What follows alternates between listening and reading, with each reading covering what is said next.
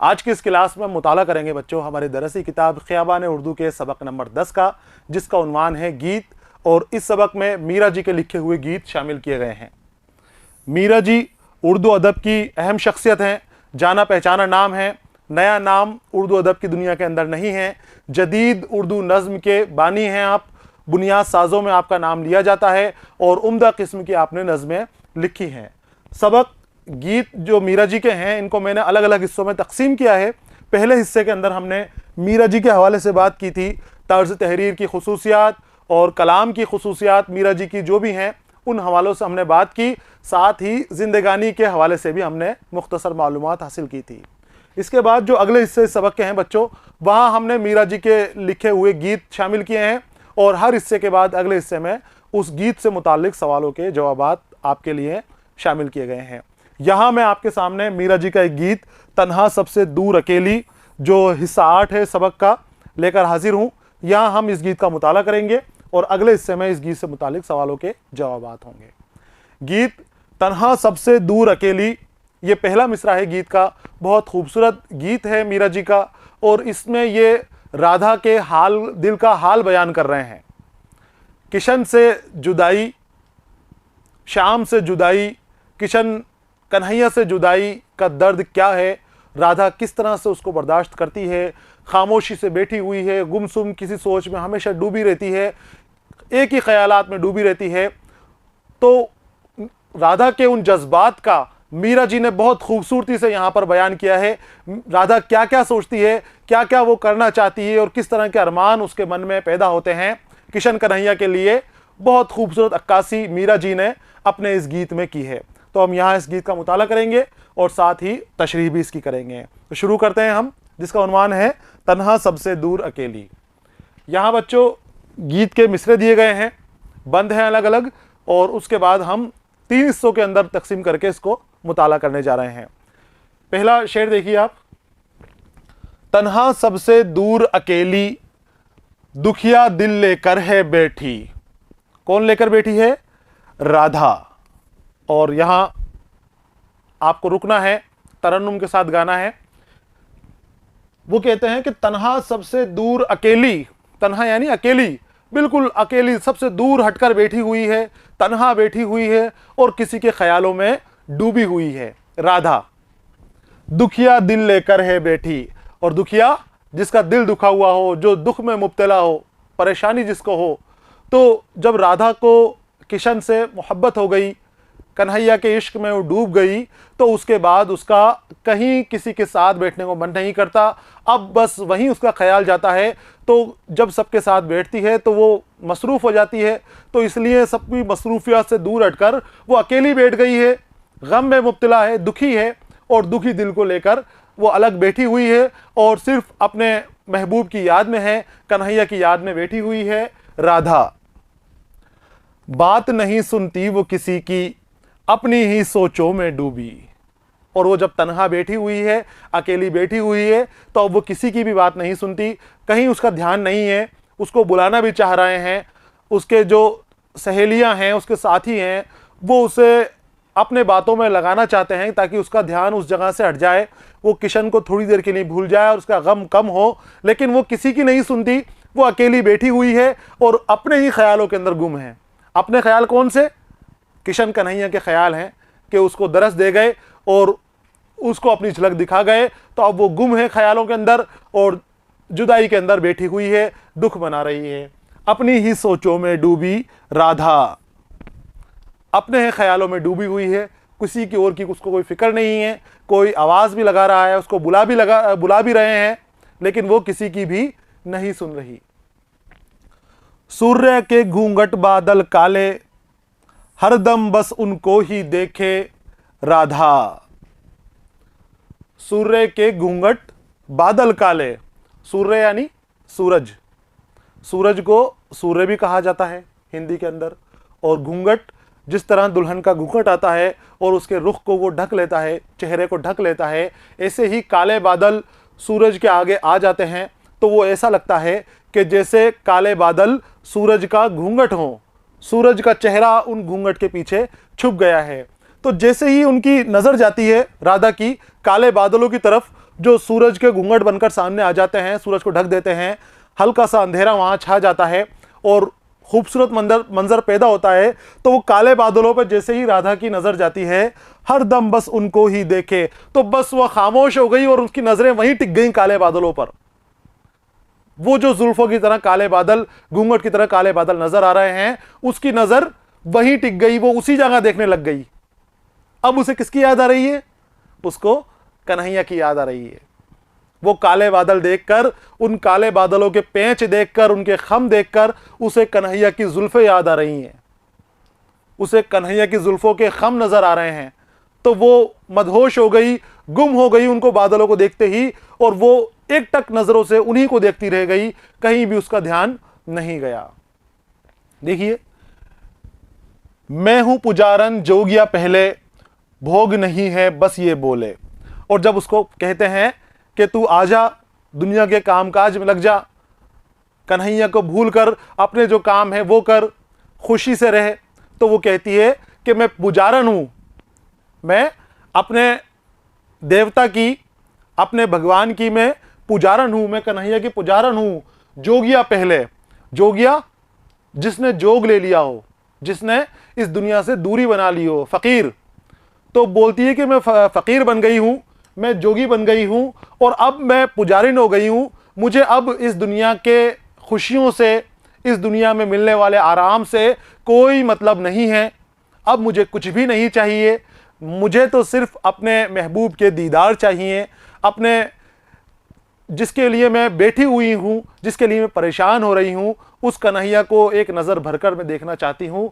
और इसके अलावा मेरे दिल में अब कोई ख्वाहिश नहीं है। मैंने जोग ले लिया है इस दुनिया के सुखों से, इस दुनिया के आराम से, भोग नहीं है बस ये बोले। और जब पूछते हैं कि कुछ तुझे चाहिए दुनिया के अंदर, आजा तू हंस बोल खुश रहे, तो मना कर देती है कि नहीं, मुझे भोग नहीं है, ये दुनिया मुझे नहीं चाहिए, ये आराम, ये सुख, ये खुशियां मुझे नहीं चाहिए, मुझे तो सिर्फ अपने महबूब का दीदार चाहिए। कन्हैया को एक नज़र भर कर मैं देखना चाहती हूँ, उसकी जुल्फ़ों को देखना चाहती हूँ, उसकी जुल्फ़ों के खम को देखना चाहती हूँ। तो जैसे ही बादल की तरफ उसकी नज़र जाती है, वो खामोश हो जाती है, कुछ भी उसकी ज़ुबान से नहीं निकलता। तो समझने वाले समझ जाते हैं कि ये काले बादल देखकर, जो सूरज के घूंघट की तरह सामने आ गए हैं, उन काले बादलों को देखकर ये अपने आशिक की याद में खो गई है, कन्हैया की याद में खो गई है, और उसकी याद में ये खामोश हो गई है। अब इसका कहीं ध्यान नहीं है, वो उसी में खो गई है। भोग नहीं है बस ये बोले राधा, और कि अब उसको कहीं ध्यान नहीं है, कुछ नहीं चाहिए, बस उसी की यादों में वो खामोशी से बैठी हुई है, किसी से कोई लेना देना नहीं है। यहां पर बच्चों पहला बंद हमारा मुकम्मल हो गया है। अब हम इसकी तशरीह करेंगे। तशरीह से पहले मैं आपके सामने सयाक़ो सबाक लेकर आता हूं, ताकि आपको पता चल जाए कि अगर सयाक़ो सबाक के साथ सवाल का जवाब पूछा जाए, कुछ बंद या अशार देकर आपसे पूछा जाए कि इनकी तशरीह कीजिए, अगर तशरीह मैं सयाक़ो सबाक, मैं हवाला पूछ ली जाए, तो आपको इस तरह का हवाला देना है, सयाक़ो सबाक यहाँ पर देनी है। इसमें आप गीत का नाम देंगे, जो उन्वान आपका दे रखा है किताब में वो देंगे, उसके शायर का नाम देंगे। ये नज़्म के अंदर भी, गज़ल में भी, हर जगह इसी तरह की सयाक़ो सबाक होगी, इसलिए आपको परेशान नहीं होना है, समझ लेना है इसको किस तरह से आपको देना है। हवाला माने हवाला देना है, हवाला जात वहाँ से हो जाती है। तो गीत का उन्वान हमने देंगे, और साथ ही कहाँ से ये अख़ज़ किया गया है, माखूज़ कहाँ से है, तो अभी हाल फ़िलहाल हमारी दरसी किताब ख़याबान उर्दू से माखूज़ है, इसका नाम आ जाएगा, शायर का नाम आ जाएगा, और साथ ही मौजू, उस गीत का मौजू क्या है, वहाँ आपको मौजू देना है। तो देखिए सयाक़ो सबाक, गीत तन्हा सबसे दूर अकेली हमारी दरसी किताब ख़याबान उर्दू से लिया गया है, और ये गीत बंगाली ज़ुबान के शायर चंडीदास का लिखा हुआ है। बंगाली ज़ुबान के बहुत मशहूर शायर हैं चंडीदास, इन्होंने ये गीत लिखा है, इनका लिखा हुआ गीत है, और मीरा जी ने इस गीत का तर्जुमा किया है, जिसका तर्जुमा मीरा जी ने किया है। गीत में मीरा जी ने दिलकश अंदाज में श्याम की याद में बेचैन राधा के हाल दिल का बयान किया है। ये इसका मौजू हो गया, गीत का कहाँ से आया पूरा बयान हो गया, पूरा हवाला यहाँ पर मुकम्मल हो गया। अब आते हैं हम तशरीह की तरफ। जो अशार लिए हैं हमने, बंद लिए हैं, इनकी हम तशरीह करेंगे। पहले बंद में शायर कहते हैं कि राधा अपने श्याम की याद को दिल में सजाए हुए तन्हा सबसे दूर अकेली बैठी हुई है, किसी की तरफ कोई ध्यान नहीं है उसका। उस दुख की मारी का दिल बेचैन और बेकरार है, अपनी धुन में बैठी हुई राधा न किसी की बात सुनती है और ना ही किसी के काम में उसका दिल लगता है। हर जगह से वो दूर है, तन्हा चली गई है, अकेली चली गई है, कहीं भी उसका मन नहीं लग रहा। और अपने ख्यालात में डूबी हुई राधा आसमान में छाए हुए काले बादलों को देखती है, और काले बादलों को देखती है तो फिर वो किसी की याद में खो जाती है, फिर वो गमगीन हो जाती है, उदास हो जाती है। बड़े गौर व फिक्र के साथ देखती रहती है।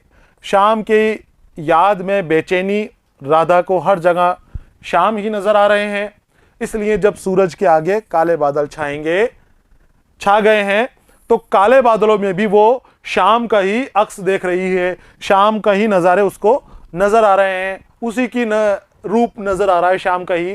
तो जब कोई किसी की मोहब्बत में बेचैन हो जाता है, बहुत शिद्दत से उसको चाहता है, तो हर जगह उसको उसी का अक्स नज़र आता है, उसी का रूप नज़र आता है। हर चीज़ में वो अपने महबूब को देखता है, हर चीज़ में वो अपने आशिक को देखता है, और उसके दिल में यही ख्यालात रहते हैं कि किस तरह से अपने महबूब से मिला जाए। तो यहाँ पर राधा के दिल का हाल बयान किया है। जो अपने महबूब जिसको राधा चाहती है वो कन्हैया हैं, देवता हैं किशन कन्हैया, उनको राधा चाह रही है और उनसे मिलन की उम्मीद ये लगाए हुए बैठी हुई है। और उनके मिलन की घड़ी ना आने तक जुदाई की जो घड़ी चल रही है, इसमें उसके दिल की क्या कैफियत रहती हैं, वो यहाँ पर मीरा जी जाहिर कर रहे हैं। बहुत खूबसूरती से उन्होंने इसको जाहिर किया है। बहुत खूबसूरती से राधा के दिल का हाल मीरा जी बयान कर रहे हैं।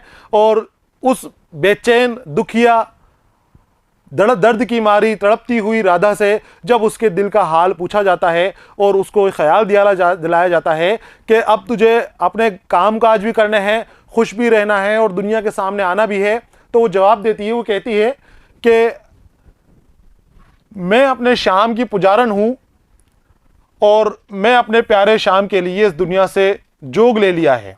जोग मतलब इस दुनिया से मैं दूर हो गई हूँ, मैं योगी बन गई हूँ। अब मुझे इस दुनिया के किसी भी चीज़ की ख्वाहिश नहीं है, दुनिया की कोई ख्वाहिशात नहीं है, सब कुछ उसने छोड़ दिया है अपने कन्हैया के लिए। अब सिर्फ वो कन्हैया के दीदार के लिए ही बेचैन है, सिर्फ एक नज़र भर उसे देखना चाहती है, उसके अलावा उसके मन में कोई ख्वाहिश नहीं है। बोलती है कि मैं उसी की पुजारन हूँ और उसके लिए मैंने दुनिया से योग ले लिया है, जोग ले लिया है, इस दुनिया को मैंने छोड़ दिया है।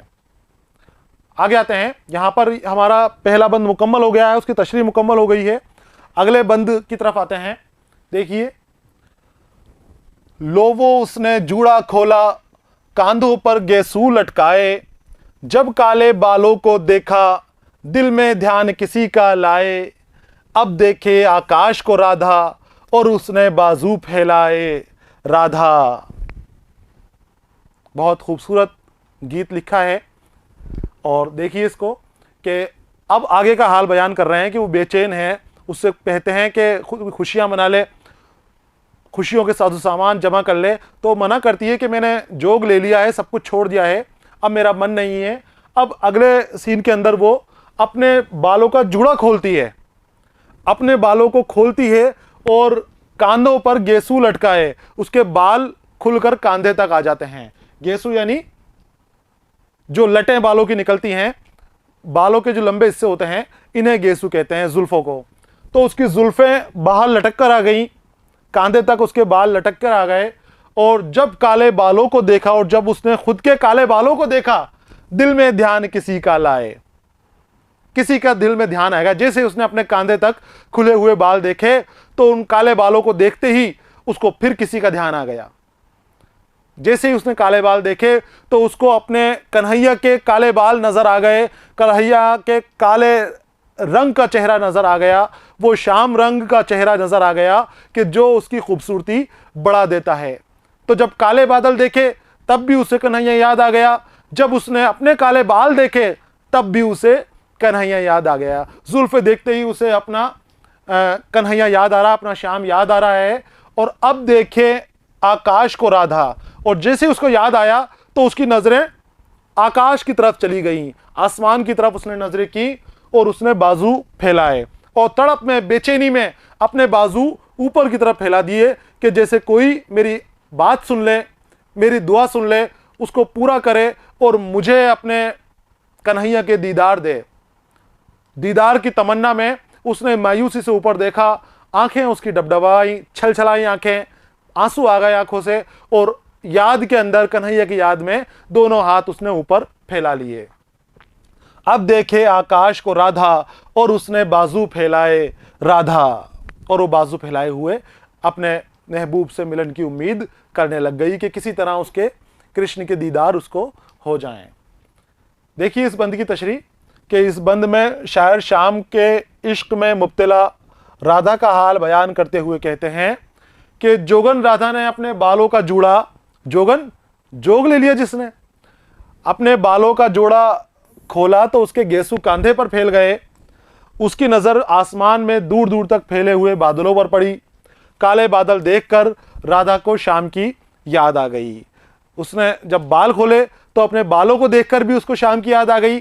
काले बाल देखे तो काले बाल देखकर भी शाम की याद आ गई उसको, क्योंकि जो श्याम थे, कन्हैया थे, उनका रंग भी काला बताया जाता है, तो काले रंग से ही उनकी खूबसूरती थी। श्याम यानी हिंदी में काला ही होता है, तो श्याम रंग वाले उसी से मोहब्बत कर बैठी, कन्हैया से मोहब्बत कर बैठी। अब हर जगह तो उसे श्याम नजर आता है, श्याम रंग में उसको श्याम ही नजर आता है, स्याह रंग में उसे अपना कन्हैया ही नजर आता है। तो कभी वो बादलों को देखकर परेशान हो जाती है, कभी खुद की जुल्फों को देखकर परेशान हो जाती है, कभी किसी और काली और नीली चीज को देखकर वो परेशानी के अंदर तड़प उठती है और आसमान की तरफ देखती रही और अपने दोनों बाजू उसने आसमान की ओर फैला दिए। आसमान के ऊपर क्यों फैला दिए बाजू?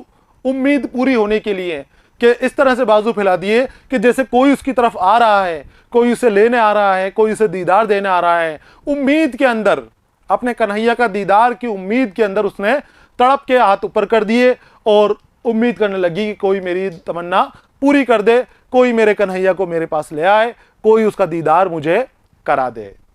यहां तशरीह हो गई दूसरे बंद की। आगे आते हैं, ये आखिर बंद है इस गीत का। किसने सुनी है बात अधूरी, एक पहेली कौन बुझाए, मोर की गर्दन नीली काली, देर तलक वो देखती जाए, आओ उसका भेद बताएं, आओ पहेली हम ही बुझाएं, हमने इन बातों से जाना, ध्यान लिए हैं श्याम सुंदर का राधा। मीरा जी कहते हैं कि अभी तक मीरा जी ने, देखो इस गीत हम मुताला कर रहे हैं, मैंने आपको श्याम का नाम बताया है, किशन का नाम बता दिया मैंने आपको, लेकिन कहीं भी उन्होंने जाहिर नहीं किया है, तो वो एक पहेली की तरह इस गीत को हमारे सामने लेकर आए कि बताएंगे आपको आखिर के अंदर कि राधा क्यों इतनी बेचैन है, क्यों कभी अपने हाथ फैलाती है, क्यों कभी खामोशी से बैठ जाती है, क्यों गमज़दा रहती है, क्यों खामोशी इख्तियार करे हुए बैठी हुई है वो। तो वो कहते हैं कि किसने सुनी है बात अधूरी, एक पहेली कौन बुझाए। अब कहते हैं कि मैंने जो अधूरी बात की, मीरा जी ने इस गीत में एक तरफा बात की है, सिर्फ राधा का हाल बयान किया है। ये बताते हैं कि अब ये पहेली आपके सामने आ गई है, अब इसको कौन बुझाएगा? मोर की गर्दन नीली काली, देर तलक वो देखती जाए। अब वो पहेली एक और आपके सामने लेकर आ रहे हैं कि राधा के सामने जब मोर आता है और मोर की गर्दन कैसी होती है? नीली और काली रंगत लिए हुए होती है मोर की गर्दन। तो मोर की गर्दन देखकर भी वो खामोश हो जाती है, चुप बैठ जाती है, दुख में और गम में डूब जाती है। तो क्यों डूब जाती है, क्यों गम में हो जाती है वो नीली और काली गर्दन देखकर मोर की? क्योंकि उसे फिर कन्हैया की याद आ गई। नीली और काली गर्दन देखकर मोर की अपने किशन की याद आ गई, अपने श्याम की याद आ गई, श्याम सुंदर की याद आ गई, और उसकी याद में वो फिर वो मिलन के लिए गमज़दा हो गई, याद करते हुए तड़पने लगी। वो जुदाई के अंदर है, हिजर के अंदर है, तो वो मुलाकात के लिए परेशान होने लगी। तो ये कहते हैं कि अब वो नीली काली गर्दन का राज खोल रहे हैं आपके लिए कि क्यों वो परेशान है, कि आओ उसका भेद बताएं, आओ पहेली हम ही बुझाएं। अब इसका भेद यानी राज, इस बात में क्या राज है वो हम ही आपको बता देते हैं अगर आपको पता नहीं चल रहा है, और हम ही ये भेद खोल देते हैं, और ये पहेली जो है हम ही आपके सामने हल कर देते हैं कि हमने इन बातों से जाना, हमने इन बातों से जाना। इन बातों माने यहां पर बच्चों कौन सी बातें हैं? वो बातें कि जब राधा उदास हो जाती है। तो राधा कब कब उदास हो रही थी? जब राधा ने आसमान में सूरज के सामने आए हुए काले बादलों को देखा तो वो उदास हो गई। जब उसने अपने खुले हुए जुल्फों को देखा, अपने काले गेसुओं को लटकते हुए देखा, कांधे पे बिखरते हुए बालों को देखा तो वो उदास हो गई। उसने जब मोर की नीली और काली गर्दन देखी, खूबसूरत मोर की गर्दन देखी तो वो फिर उदास हो गई। तो ये बातें वो हैं जहां पर राधा मीरा जी के गीत में उदास हो रही है। तो हमने इन बातों से जाना, ध्यान लिए हैं श्याम सुंदर का राधा। अब ये सारे राज खुल गए, सारे बातें आया हो गई, नमूदार हो गई हमारे सामने कि राधा क्यों परेशान है, क्यों उदास है, क्यों खामोश बैठी हुई है। वो इसलिए बैठी हुई है क्योंकि उसे श्याम सुंदर की याद आ रही है। श्याम, राधा के श्याम की राधा को याद आ रही है, इसलिए वो खामोश हो जाती है। और खामोश कौन हो जाती है? राधा। तशरीह की तरफ आते हैं, आखिरी बंद की। देखिए, इस बंद में शायर लोगों से मुखातिब होकर सवाल पूछते हैं कि कौन अक्लमंद शख्स है जो इस पहेली को बुझाएगा, ये राज खोलेगा कि राधा क्यों परेशान हो जाती है। इस बात का जवाब किसके पास है कि राधा मोर की नीली और काली गर्दन को देखकर उसकी रंगत में क्यों खो जाती है और उसे देखकर गमज़दा क्यों हो जाती है। किसी से जवाब ना पाकर शायर खुद ही जवाब दे रहे हैं कि अब हम ही इस पहेली को बुझाते हैं, हम ही सारे वेद खोलते हैं और इस पहेली को मैं सुलझाता हूं और इस सवाल का जवाब देता हूं। शायर कहता है आपसे कि राधा मोर की गर्दन का नीला और काला रंग और काले बादल देखकर अपने महबूब श्याम की याद में गुम हो जाती है, वो श्याम की याद में खो जाती है।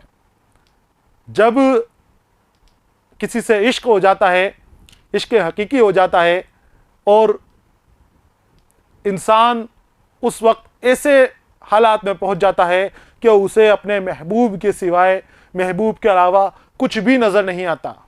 अपने माशूक को याद करने के अलावा उसको कोई काम नहीं रहता। वो अपने चाहने वाले की तरफ, अपने मानने वाले की तरफ, अपने साथी की तरफ इतना माइल हो जाता है कि वो हर चीज़ में उसी का नज़ारा देखता है, उसी के अक्स देखता है, उसी का जलवा देखता है। वो इतना खो जाता है कि उसे इंसानों में भी उसका जलवा नज़र आएगा, उसे हैवानों में भी उसी के जलवे नज़र आएंगे, उसे चांद तारों में भी उसी के जलवे नज़र आएंगे। जिस तरह से राधा को बादलों में भी अपना कन्हैया नज़र आ रहा है, उसको मोर की नीली और काली रंगत में भी अपना कन्हैया नज़र आ रहा है।